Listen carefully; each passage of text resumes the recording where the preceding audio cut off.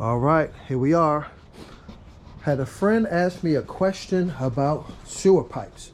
So at this project, we're going down into the basement. This is the farmhouse project, and get a little bit of light going. 98-year-old farmhouse, and we're rebuilding it, transforming it into a modern house. So just want to share a few things and give a little bit of perspective on this, the first aspect, or what starts with the plumbing. Now, previously there was the main stack here, the main plumbing line, sewer line, whatever you want to call it. Let me put the light up here. There we go. And we replaced it with PVC piping, which is kind of standard when you go into an old home like this. You want to get as much fresh pipe coming out of the ground as possible.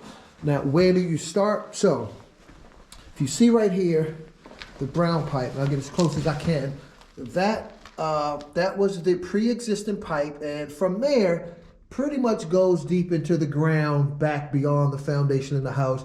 So we weren't doing anything with it there. It's pretty clear inside. So I made a cut here, because this is where it first branched off into a main stack. This is a 4-inch pipe coming up. And what you should see coming out of the ground pretty close is your clean out. Clean out is a place where you can stick a snake in there and clean out your pipe. And all of the connection points, the turns, have to be a certain piece so that the snake, if you have to clean out your pipe, can wiggle through. So you see we have a 90-degree bend, and that's a long sweep 90. And then you have a 45 and a Y, pretty standard stuff. So again, this was the main stack. We cut it, we connected it with this boot, a rubber boot, and this will all be covered back up with dirt and then cement on top of it. And this is exactly what was here before. It was just the other material, the cast iron material. So there was a stack coming out here, and then across the doorway, right? Instead of pipes having to come across the top from this side of the house, it was in the ground. So we have it reduced down to a 3-inch. A 3-inch stack coming up right here, and as you can see, the same thing. We have a clean out, and right now, temporarily, we just have a cap on top. But all of the plumbing from the house will connect to this main sewer line.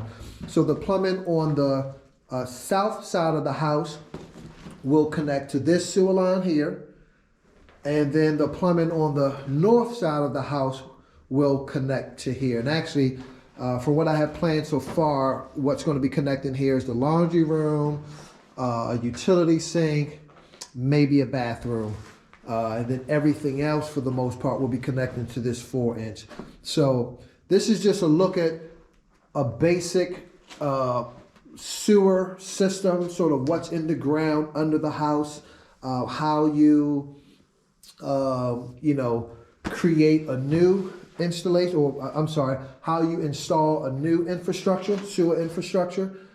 Just kind of basic things that you should see in most houses if done right. Again, any main sewer line coming up, you should see a clean out within a few feet. All right, and again here we use 45s for our turns, and again that's kind of cold. And then that 90-degree elbow here is a long turn or long sweep elbow. All right, so this is that infrastructure. This is what it looks like now. It will be covered back up with dirt, then some gravel and cement, and again, it's kind of standard stuff. But just wanted to offer this insight as to what to do when you're rebuilding an old property and you want to connect to the existing sewer line. Best practices are, again, get back to a place in the sewer line where it's pretty clean, it's pretty wide open, it's a straight shoot to wherever it is underground outside, and then make your connection point, and that's what we did right here. Yep. So this is just a starting point, and I'll keep you all updated. This is Munir Bahar from Core Construction.